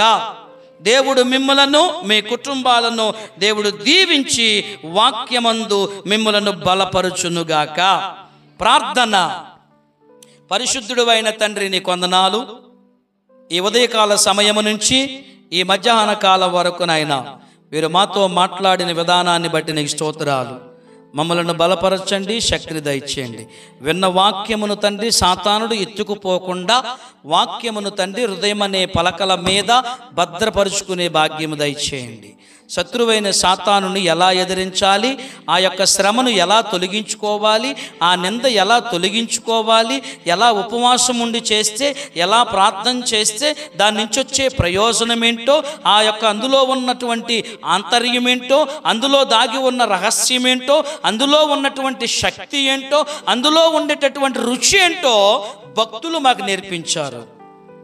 నేర్చుకున్న సంగతులను మేము కూడా జాగ్రత్తగా పాటించే వారిగా ఉంచండి అని ప్రార్థిస్తూ, నీ సేవకుని ద్వారా మీరు అభిషేకించి నడిపించిన విధానాన్ని బట్టి నీకు స్తుతి, స్తోత్రము, మహిమ, ఘనత, ప్రభావాలు చెల్లిస్తూ, ఈ సమయమును బట్టి ఈ వాక్యాన్ని ఎంతమంది దూరంగా ఉండి వీక్షిస్తున్నారో వారిని, వారి కుటుంబాలను, వారి పరిస్థితులను మీరు జ్ఞాపకం చేసుకుని వారికి మీరు సహాయం చేయండి అని ప్రార్థిస్తూ, ఈ స్థలములో ఉన్న వారిని ఆయన వారందరినీ మీరు జ్ఞాపకం చేసుకోండి. నీ దాసుడిని, దాసుడి కుటుంబాన్ని జ్ఞాపకం చేసుకోండి. పెద్దలను, కుటుంబాలను జ్ఞాపకం చేసుకోండి. నాయకుల కుటుంబాలను జ్ఞాపకం చేసుకోండి అని ప్రార్థిస్తూ, మళ్ళా రాత్రి ప్రార్థనకు మేమందరము సిద్ధపడి, ఇదిగో తండ్రి ఉజ్జీవంతో ఆత్మశక్తి కలిగిన ఈ సన్నిధిలోకి వచ్చి నిన్ను స్తుతించే భాగ్యాన్ని దయచేయండి అని ప్రార్థన చేస్తూ, మమ్ములను మేము తగ్గించుకుంటూ నీ నామాన్ని హెచ్చిస్తూ యేసయ్య నామములో ప్రార్థించి అడిగి వేడుకుంటున్నాము మా పరమ తండ్రి. Amen, amen, amen.